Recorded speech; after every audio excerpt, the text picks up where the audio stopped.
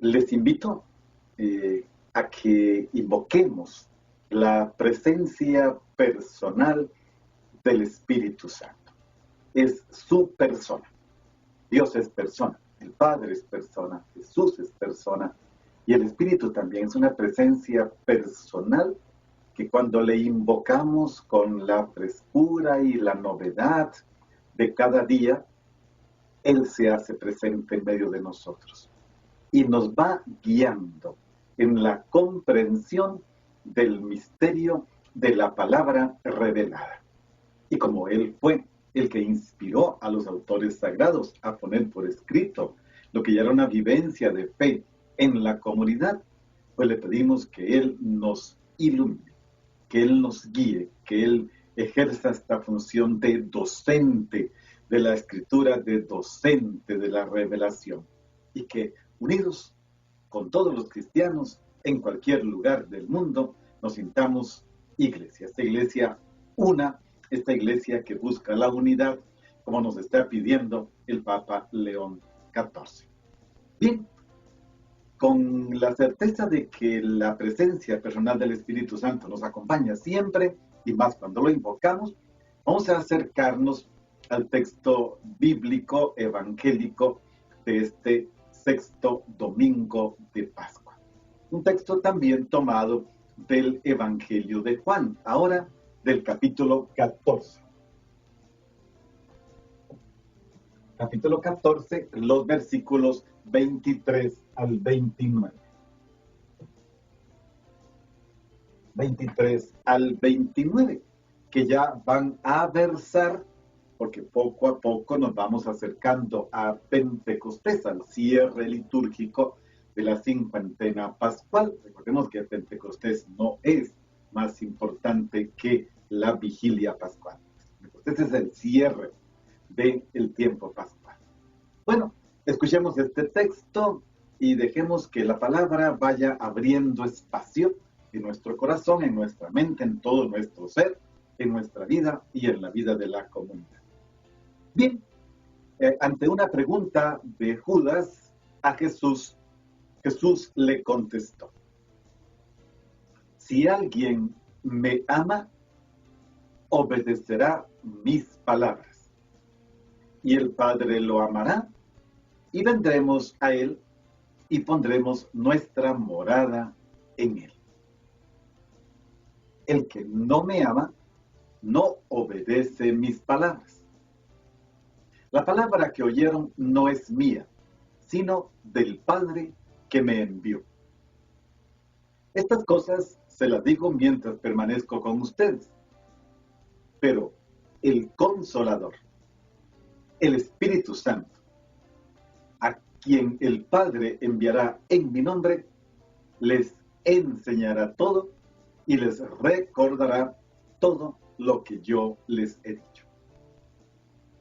Les dejo la paz, les doy mi paz, pero no como la da el mundo. No se inquieten ni tengan miedo. Ya oyeron lo que les dije. Me voy, pero regresaré con ustedes.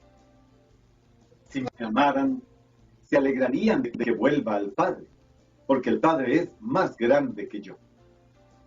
Les he dicho esto ahora, antes de que suceda, para que crean cuando suceda.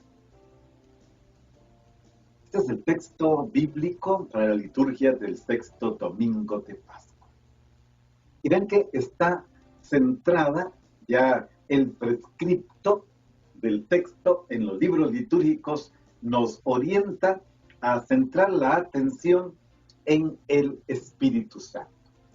Y Jesús dice que el Espíritu, el Consolador, el Paráclito, que el Padre enviará en su nombre, tiene dos funciones. Les enseñará todo y les recordará todo. El prescripto litúrgico dice: el Espíritu Santo les recordará todo lo que les he dicho. Es decir, la atención está ahora sobre la persona del Espíritu Santo.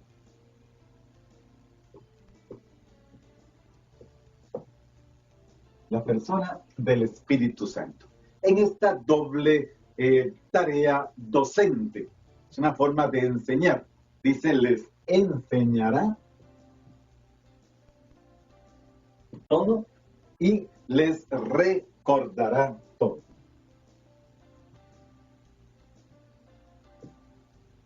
Vamos a detenernos un poco en el contexto, en lo que significan estos dos verbos, sobre todo el segundo, que es recordar. Bueno, como cada domingo, normalmente me gusta hacer una frase que resuma el contenido de la reflexión y el contenido del texto como tal. Esta vez quisiera hacer una frase más larga porque el texto da para eso. Y podríamos resumirlo así.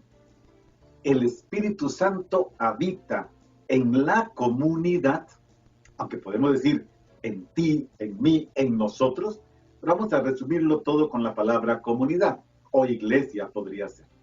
El Espíritu Santo habita en la comunidad como un amigo querido, que hace memoria, que hace arder el corazón y que anima a dar testimonio con valentía.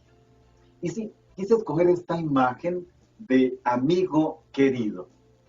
¿Quiénes son las personas que ante la adversidad, la dificultad, el autor del texto del Evangelio de Juan podría decir la tribulación, la angustia? En estas situaciones, ¿quién es el que nos hace recordar aquellas experiencias que transformaron nuestra vida? Normalmente es alguien que nos conoce, es alguien que nos quiere, nos ama y a quien correspondemos amando. Por eso quise usar la imagen del Espíritu Santo como un amigo querido. Porque es eso, como un amigo querido que hace memoria, que me hace recordar. Mira que este evento y este evento y este evento, mira que esta escena, esta experiencia, y hacer un amigo querido, cuando nos invita a recordar, quiere que nuestro corazón, en vez de estar apagado, frío, desconsolado, más bien vuelva a arder, casi como aquella experiencia que no es del Evangelio de Juan, sino del Evangelio de Lucas, capítulo 24, cuando los dos discípulos que van camino de Emaús sacan la conclusión: con razón ardía nuestro corazón mientras nos explicaba las Escrituras. En aquel momento era Jesús. Ahora estamos en el Evangelio de Juan, capítulo 14, y Jesús dice que el que hará esta función es el Espíritu Santo. Pero a la vez que el amigo querido nos hace recordar para abrir el corazón, también es el que nos anima a dar testimonio con valentía. Es por eso que la frase entera es: el Espíritu Santo habita en la comunidad como un amigo querido que hace memoria, que hace arder el corazón y que anima a dar testimonio con valentía. Por lo tanto, el Espíritu, que el evangelista le llama Paráclito, que la palabra Paráclito viene de parakaleo, son dos palabras en griego. Pará significa junto a, y kaleo significa llamar, convocar. Es decir, el Espíritu Santo, algunos le ponen abogado o Paráclito, y ahí viene la palabra abogado también. ¿Quién es el abogado? Aquel que se sienta junto a nosotros para defendernos, para hablar en nuestra defensa. Entonces, el Paráclito es aquel que se coloca o es llamado para que se coloque junto a nosotros y nos defienda. En este caso, para que venga, se siente junto a nosotros, es una persona, dije desde el principio, y nos enseñe y nos recuerde el misterio de Jesús, la palabra de Jesús. Entonces, este espíritu Paráclito capacita a los discípulos para dar testimonio. Es una palabra también importante, dar testimonio. Se trata de algo importante, ser capacitados para dar testimonio. Porque aquí hay que clarificar un aspecto. El testimonio no lo dan los discípulos de Jesús por sí mismos. No. Testimonio es posible gracias a la acción personal del Espíritu Santo. Porque es Él el que posibilita la comunión de amor que viven los discípulos en la comunidad cristiana. Y este amor es mutuo al estilo del recibido de Jesús, que fue el evangelio que escuchamos el domingo pasado en el quinto domingo de Pascua.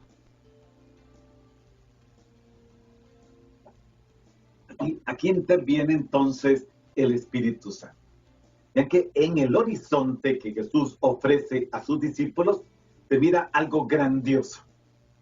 ¿Por qué? Porque de él nacerá un gran movimiento espiritual, testimonial, carismático, querigmático, un movimiento de discípulos que le seguirán, pero le seguirán animados, defendidos, enseñados y continuamente recordados por la acción del Espíritu Santo. Esto permitirá un elemento más, y es que se mantengan en la verdad. Un término muy importante en el Evangelio de Juan. Jesús mismo dice: yo soy el camino, la verdad y la vida. Él es la verdad. Y para que se mantengan en esta verdad, el Espíritu les irá enseñando todo lo que Jesús ha comunicado mientras iban por los caminos de Galilea, por el camino hacia Jerusalén, y lo ha enseñado en Jerusalén mismo. Por lo tanto, el Espíritu, vean que tiene una función muy hermosa. Recordando, enseñando, los va a liberar en el futuro, en el tiempo de la ausencia de Jesús. Estamos en el capítulo 14, y al igual que capítulo 13, 15, 16, son capítulos de despedida. Jesús se está despidiendo. Entonces, para el futuro, en su ausencia, en momentos de turbación, en momentos de dificultad, en momentos de cobardía, el Espíritu Santo les recordará la verdad para que a partir de ella puedan dar testimonio. Pero esta tarea de enseñar y recordar será constante, porque nos va a estar constantemente haciendo visible, palpable, memorial la palabra. Y esto es importante, porque si no fuera por la acción del Espíritu Santo, tendríamos serios problemas. Porque podríamos llamarnos inclusive fieles a la palabra de Jesús, pero sin la acción del Espíritu Santo, la iglesia la hubiera convertido en simplemente repetición de ritos, repetición de dogmas, repetición de tradiciones. No, gracias al Espíritu Santo no es un rito que se repite, es un rito que se actualiza. Es la fe de la comunidad cristiana convertida en actos celebrativos, en ritos expresivos de una vivencia, en dogmas que expresan aquello que se vivió y pensándolo se puede poner por escrito para orientación de futuras generaciones. Y las tradiciones se convierten, como diría el Papa Benedicto XVI, en esta tradición que es como un río que brota de Dios y se expande a lo largo de la historia de la iglesia. Imágenes muy hermosas. Por eso, ser fieles a la palabra de Jesús, en este contexto del capítulo 14 de Juan, es estar abiertos a la acción personal del Espíritu Santo.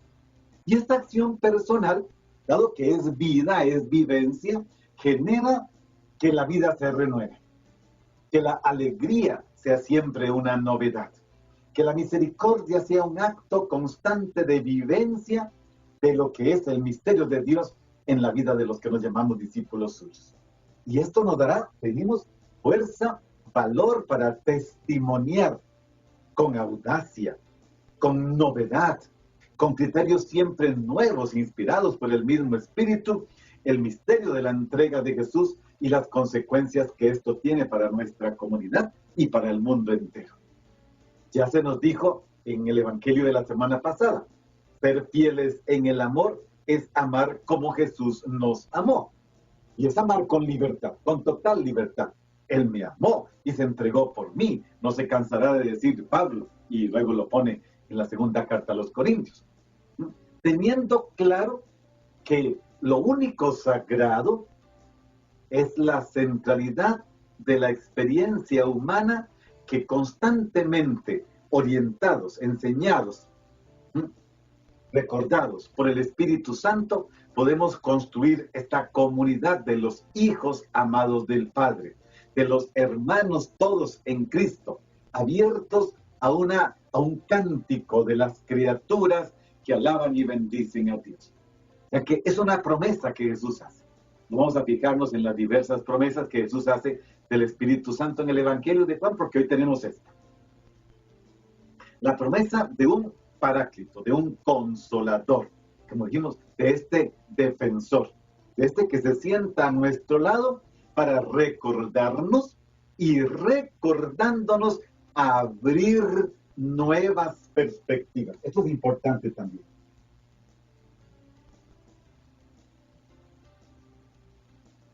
Abrir perspectivas siempre nuevas. Y esa es una característica propia del Espíritu Santo. Siempre es capaz de abrir perspectivas nuevas a la comunidad cristiana, tomando la riqueza de las tradiciones de la historia a lo largo de los siglos, pero abriéndola a la novedad de los tiempos, siempre nuevos. Esta continua novedad del ser humano, esta continua novedad de la cultura, de la sociedad y de todo lo que nos rodea, siempre capacitándonos para iluminarla desde la palabra de Dios, desde la revelación, desde el misterio pascual. ¿Por qué? Porque la revelación del Padre, porque Cristo es el revelador del Padre, lo dice Juan 1:18, Él ha hecho la exégesis, Él nos ha revelado el misterio del Dios que nadie ha visto jamás, el misterio del Padre, pero como Él reposa, descansa en el seno del Padre, nos abre esta perspectiva para que esta palabra, esta revelación, este misterio salvador no se convierta jamás, y aquí hay que estar muy atentos, en una repetición mecánica del misterio a lo largo de todos los días y hasta el fin del mundo. Qué terrible sería esto. No, completamente algo distinto. Esto tiene que irse profundizando, y qué hermoso. En la Iglesia Católica tenemos esta característica, esta cualidad. El misterio se va actualizando, el misterio se va profundizando, se va aclarando en la medida en que permitimos al Espíritu que nos haga contemplar lo viejo, lo antiguo, a la luz de su novedad, y lo nuevo a la luz de su misterio revelador. Que la luz siempre deslumbre, y deslumbre porque el mismo Espíritu, todo lo nuevo es luz también. Lo nuevo no tiene por qué ser oscuridad, lo nuevo también es luz. Los descubrimientos que el ser humano va haciendo no tienen por qué ser oscuridad, siempre y cuando se dejen iluminar por esta palabra. Y entonces todo se puede poner bajo una nueva luz. Inclusive las circunstancias más adversas de la vida pueden ser colocadas bajo la luz del Evangelio. Esto nos permite alcanzar con mayor profundidad el contenido de las palabras de Jesús en las situaciones que el presente nos va presentando y las situaciones que el futuro nos irá descubriendo. Es que desde la acción del Espíritu Santo, lo pasado, lo presente y lo futuro se unifican bajo una gran luz. La luz del Espíritu, la luz de la palabra, la luz de la revelación. Entonces, este Espíritu Paráclito se convierte como en intérprete en primer lugar del gran signo del amor, de la entrega, de la donación oblativa de Jesús en el misterio pascual. Pero además, intérprete desde allí de todos los acontecimientos. qué bien que nos hace ir una y otra vez, como hacemos en la iglesia, ir una y otra vez a la escucha de las palabras que Jesús pronunció desde esta dimensión docente, recordativa del Espíritu Santo. Y entonces los acontecimientos vividos, las formas como fuimos captando su presencia, la forma como el camino recorrido mostró que aunque parecía a veces que estaba oscuro, que había tinieblas, que no sabía a dónde iba, había un plan.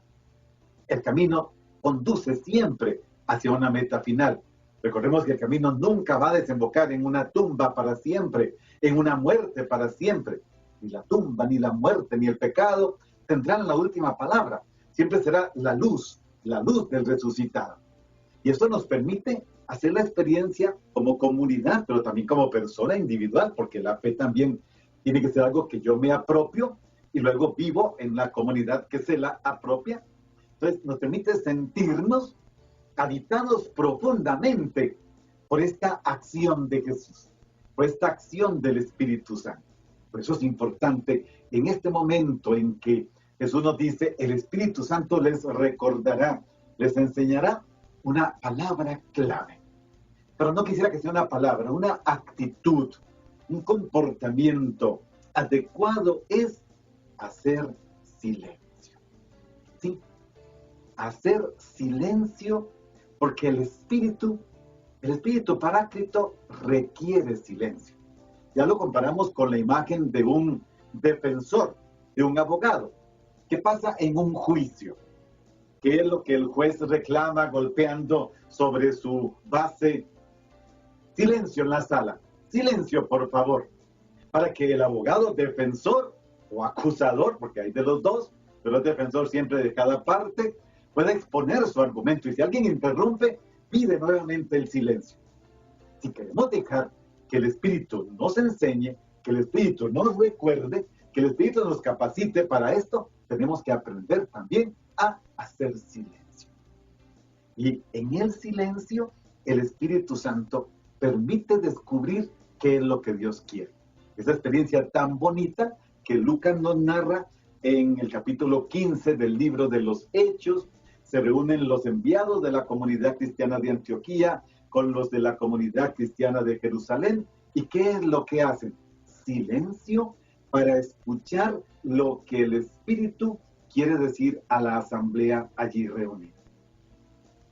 Y es lo mismo que pide el libro del Apocalipsis, el capítulo 2 y 3, cuando presenta las cartas. El que tenga oídos que escuche, que oiga lo que el Espíritu dice a la iglesia, a cada una de las 7 iglesias de Asia Menor. Entonces, este elemento es importante para poder entender lo que el Espíritu nos quiere recordar o enseñar, también esta dimensión de hacer silencio, que es muy importante.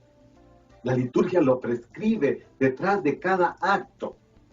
Más para que fuéramos muy exactos, pongámonos estrictos, después de que se proclama cada lectura, después de cada una de ellas, debería haber un espacio de silencio.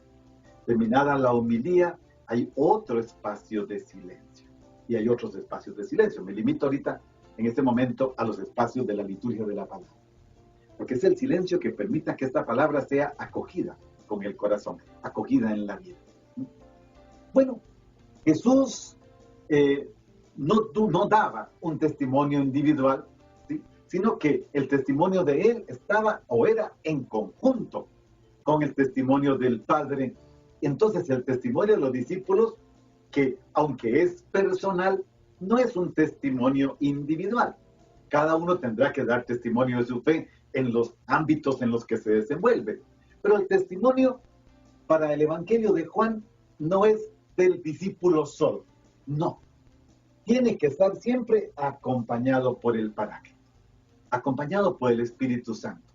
Entonces, el testimonio permite que si el Espíritu Santo lo convoco, lo llamo para que se siente a mi lado, Paráclitos, para que se siente a mi lado, y lo escucho, él me capacita para dar testimonio pero me va a capacitar para dar el mismo testimonio del Padre que Jesús hizo evidente en sus días en esta tierra.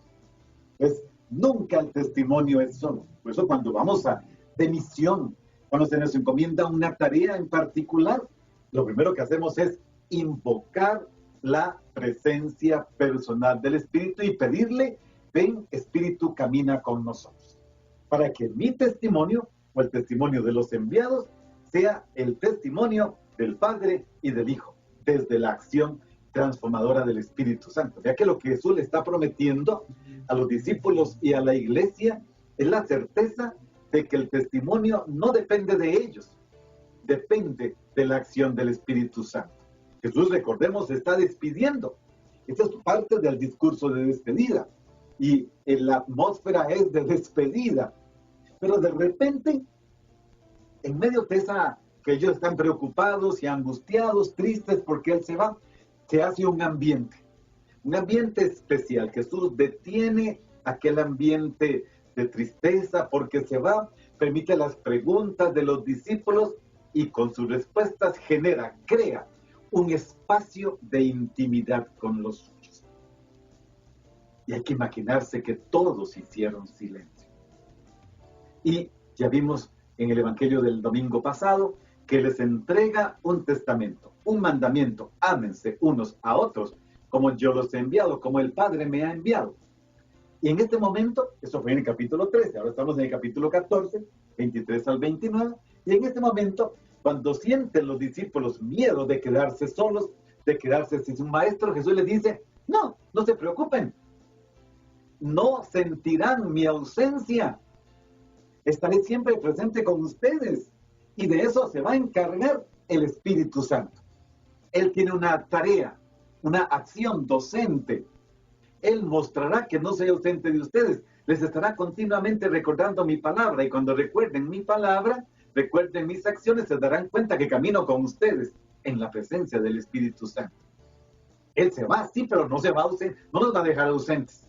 No tiene motivo para turbarse, para inquietarse. Él está allí. Ven que más bien Jesús les propone una oportunidad, la gran oportunidad de amarlo. ¿Y amarlo de qué manera? Hacer lo que dice él: el que me ama cumple mis mandamientos, obedece mis mandamientos. Entonces, hacer como él ha hecho, que ha obedecido los mandamientos de su Padre. Por lo tanto, la oportunidad de amarlo y de no retraerse frente al dolor, frente al sufrimiento, frente a la tribulación, frente a la muerte. Porque amar como Él quiere, el que me ama guarda mis mandamientos, así comenzamos el versículo 23, es lo que nos decía el domingo anterior y lo que nos demostró al inicio del capítulo 13. ¿Qué significa eso? Ponerse a los pies de los hermanos. Ponerte a los pies, para lavar los pies, para responder a sus necesidades vitales. Vean que siempre el amor tiene que convertirse en experiencia vital, en experiencia palpable. Lo que a mí siempre me gusta decir: después de la liturgia de la palabra, la liturgia eucarística, viene la liturgia de las manos. Y esa es arrodillarse, ponerse de rodillas para acercarse al hermano y buscar cómo responder a sus necesidades vitales. Y eso, si lo hiciéramos como iglesia, nos puede llevar muy lejos, porque de esta manera la palabra se convierte en pan cotidiano, del cual se pueden alimentar y recibir vida muchos que la están necesitando. Y van a recibir la vida abundante de Juan capítulo 10, versículo 10, que ya comentamos hace 2 domingos. La vida abundante y la presencia del Padre, la presencia de Jesús en la acción del Espíritu Santo. Bien, recordemos otra vez, dijimos que como la frase que iba a orientar toda nuestra reflexión es: el Espíritu Santo habita en la comunidad como un amigo querido, que hace memoria, que hace arder el corazón y que anima a dar testimonio con valentía. Y vean que por eso esta imagen del amigo querido estoy tratando de desglosarla para que entendamos mejor. ¿Por qué?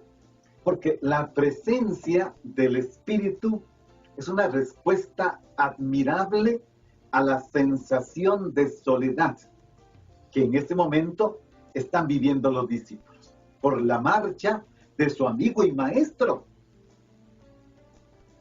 Y era necesario que Jesús dejara a sus discípulos con alguna certeza para la misión que se les encomienda. Y Juan, el evangelista, presenta al Espíritu, al Paráclito, como el Espíritu Santo en un cometido especial. Su misión es ser presencia de Jesús en medio de la comunidad discipular, mientras que Jesús permanece delante de la presencia del Padre. Ya que en cada domingo de Pascua he insistido mucho en esta palabra, presencia. Pues tenemos que aprender a descubrir a Dios como presencia.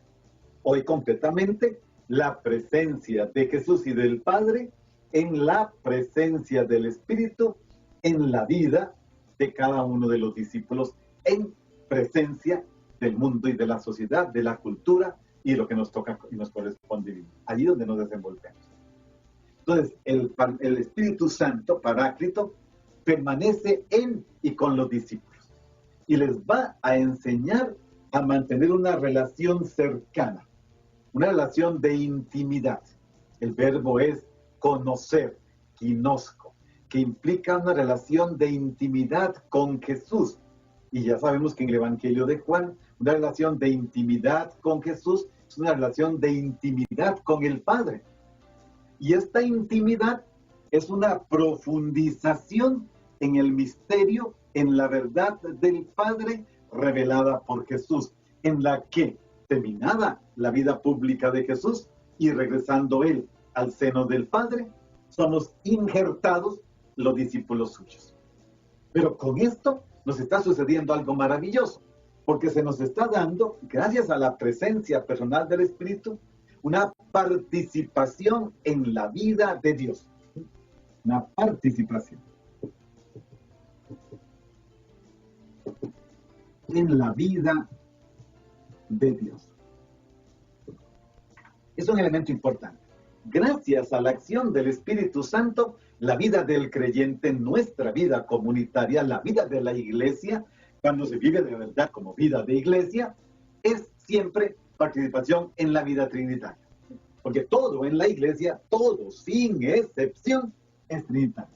La vida del Dios, Trinidad.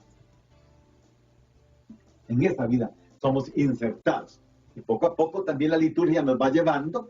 Recordemos que después de la ascensión, después de Pentecostés, vendrá la acción precisamente cuando celebremos la Trinidad. Entonces, vamos siendo injertados, haciéndonos partícipes en la vida de la Trinidad.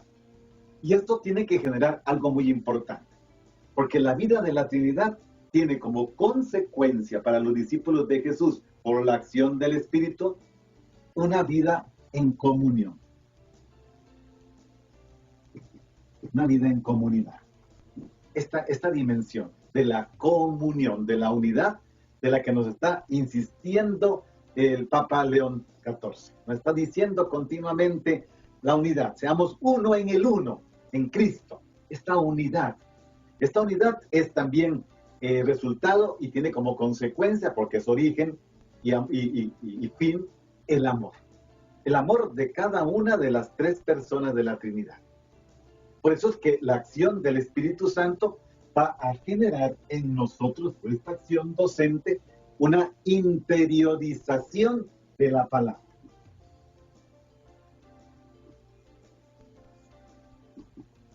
Una interiorización profunda de la palabra. Y esta, a su vez, va a provocar una acogida personal y comunitaria de esta palabra que transformará todo el ser. Lo que Benedicto XVI llamaba con tanto gusto el carácter performativo de la palabra, que lo que dice, lo hace. Lo que dice, lo hace. Y eso, entonces, en medio de esta interiorización de la palabra, va generándose esta transformación, esta performación de nuestra vida, porque lo que la palabra dice gracias a la acción de la persona del Espíritu, va convirtiéndose en vida en cada uno de nosotros. Y de esa forma pasa algo maravilloso, porque se nos comunica una nueva manera de ver las palabras que Jesús pronunció. Y provoca una respuesta nueva de amar. Si Jesús lo hizo de esta manera, entonces nos corresponde corresponder amándole de esa manera. Ven que en algún sentido, esta interiorización, este carácter de docencia, este carácter de anamnesis, de recordación, va descubriendo en nosotros las potencialidades de la palabra.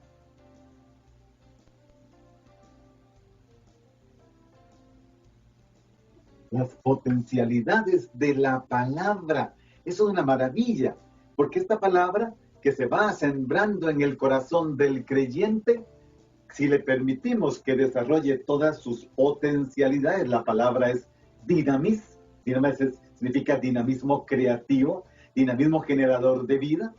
Esto hace que la palabra pueda hacer saltar toda su riqueza, todas sus potencialidades que son inagotables. Llevamos, al menos en cristianismo, 2000 años con esta palabra, descubriendo cada nueva etapa, cada nuevo ciclo litúrgico, cada nueva generación, las potencialidades de este misterio, gracias a esta acción permanente e infinita del Espíritu Santo. La palabra tiene que revestirse de vida. La palabra tiene que convertirse en mí en un espejo de lo que la vida divina comunica. Y este espejo es de vida, pero no cualquier vida, vida eterna.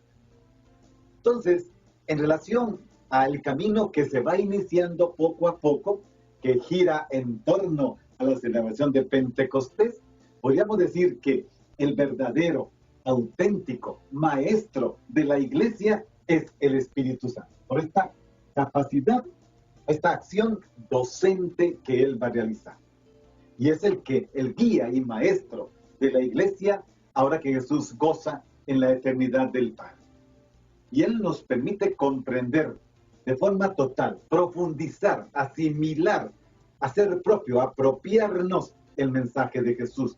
¿Para qué? Para que lo que él nos pide, ámense unos a otros. Para que él nos pide, estén unos al otro en servicio, arrodíllense a lavar los pies del otro, sea posible. Entonces, el Espíritu Santo no tiene la función principal de informar.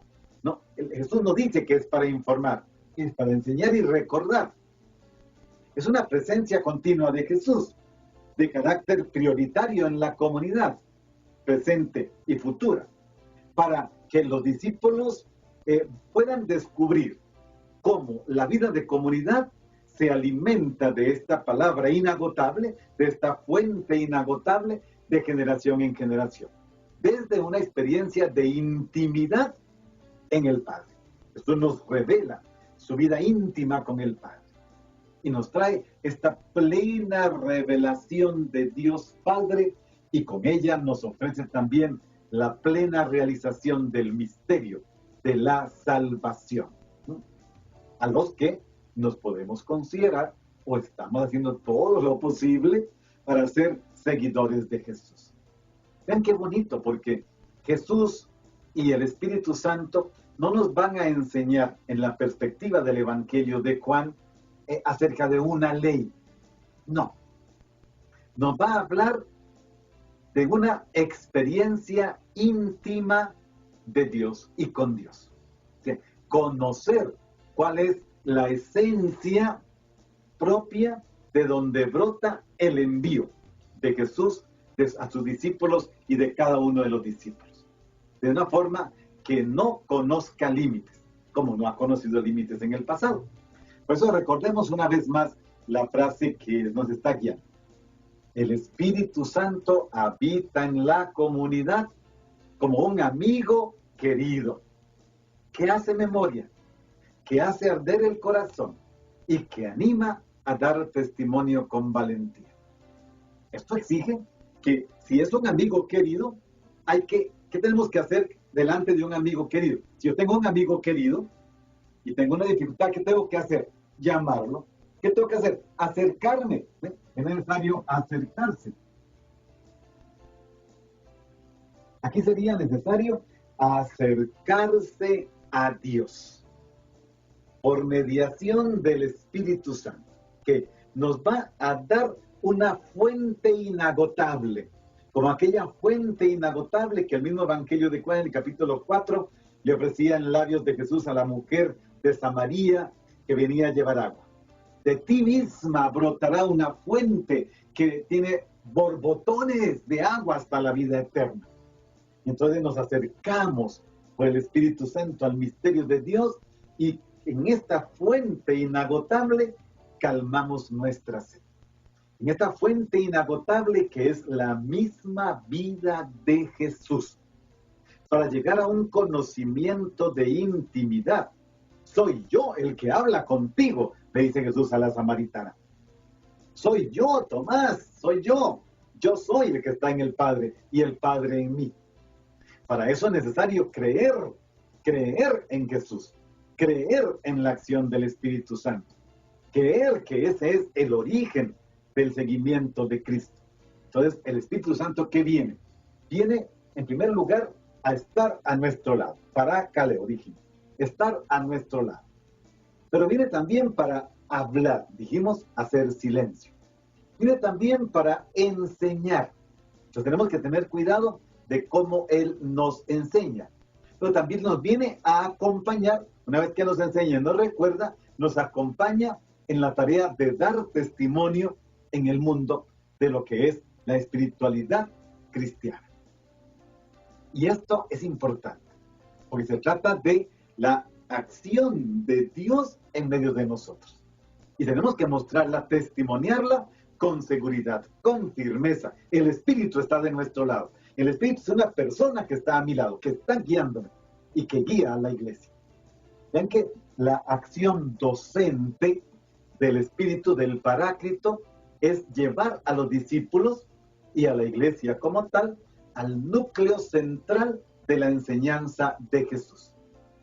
Dijimos de qué forma, interpretándola, por aquí lo pusimos, interpretándola, interiorizándola, profundizándola, animándola, pero no una simple interpretación. No, es para que se actualice la palabra, se actualice el misterio. Dios irrumpa en la vida de las personas. El Espíritu irrumpe y con Él irrumpe todo el misterio de Jesús y con Él irrumpe todo el misterio del Padre. Y la comunidad está preparada para irrumpir en medio de la sociedad, en medio de la cultura, en medio de la tecnología. Es una maravilla lo que Jesús le está prometiendo a la comunidad. Una fuerza explosiva, una fuerza dinamizadora, una fuerza expansiva, porque el amor es expansivo, el Espíritu es expansivo, la gracia es expansiva. Por eso es el Espíritu el que es el maestro de todo cristiano cuando éste quiere entablar una relación de intimidad, de diálogo, de conversión, de conversación, de tú a tú. Y es el Espíritu Santo el que lo facilita, el que profundiza esta palabra de Jesús y del Padre. Jesús no agotará su palabra. No, no es que con la muerte de Jesús se acabaron las palabras de Jesús. No, en la iglesia esto no existe. Jesús murió y las palabras quedaron escritas en piedra y se acabó. No, esto no es cristianismo, mucho menos católico. No, esta palabra sigue viva, sí, claro, se puso por escrito, sigue escrita y se mantiene en la Sagrada Escritura, pero esta palabra no es una palabra muerta. Lo dice Benedicto XVI en la específica en la exhortación apostólica Verbum Domini en el número 7. Es la palabra viva porque es una persona, no es algo del pasado, es algo que está hoy presente, activo en la iglesia. Por eso 5 veces les repetirá Jesús a los discípulos en estos discursos de despedida del capítulo 13 en adelante del Evangelio, que podrán contar con la acción del Espíritu Santo, que Él los defenderá, que los mantendrá fieles a su mensaje, fieles a su proyecto, fieles a su misión. Como el Padre me ha enviado, así también los envío yo. Reciban el Espíritu Santo, dirá, después de resucitar. Por eso es que es espíritu de verdad.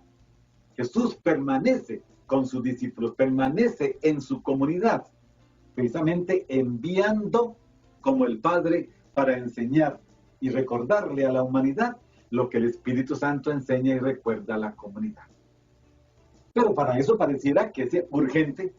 Jesús dice, tengo que irme y les conviene que me vayan. Lo dice en el capítulo 14 de Juan, les conviene que me vaya, porque me voy a ir a prepararles un lugar. Y cuando lo tenga preparado, vendré por ustedes para que donde esté yo estén conmigo. ¿Y dónde está Jesús? En el seno del Padre, en la casa del Padre. Pero mientras tanto, es necesario que quede entre ustedes el Espíritu de la verdad. Ya que entonces el Espíritu Santo es un don para capacitar, pero ¿a quién? A quien quiera recibir, a quien quiera hacer silencio para entender, para interpretar con autoridad la acción de Dios, la palabra de Dios, el misterio de Dios. Un espíritu personal que guiará a los designados, a los elegidos, a los enviados en su lucha contra todas las fuerzas. Juan 14, 26 presenta al Paráclito como aquel que nos enseñará y nos recordará. La revelación. Tiene que Jesús, como les decía, no se limitó simplemente a enseñar una ley. Él quería que sus discípulos entendieran, comprendieran, vivieran precisamente este misterio. Bueno, recordemos una vez más. El Espíritu Santo habita en la comunidad como un amigo querido, que hace memoria, que hace arder el corazón, que anima a dar testimonio con valentía. Pero tenemos que apropiarnos las palabras de Jesús con la claridad, profundidad, interioridad que nos da la interpretación que el mismo Espíritu Santo hace de cómo lo escucharon los discípulos por primera vez.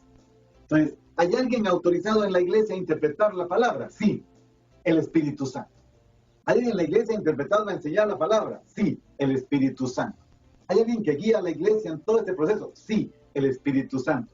¿Vamos solos a dar testimonio? No, con el Espíritu Santo.